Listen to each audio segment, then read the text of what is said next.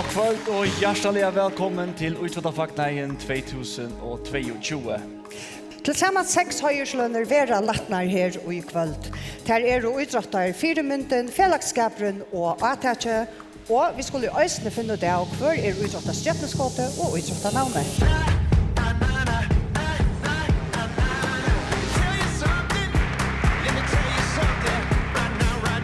ÍtróttaFilmur 2022. Jekvan Kristiansson.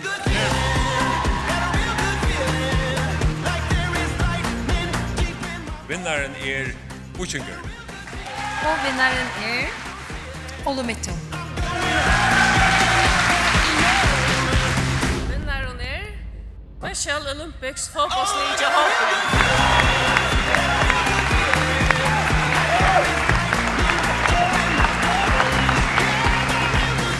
Heiursjäl Paul Petersen.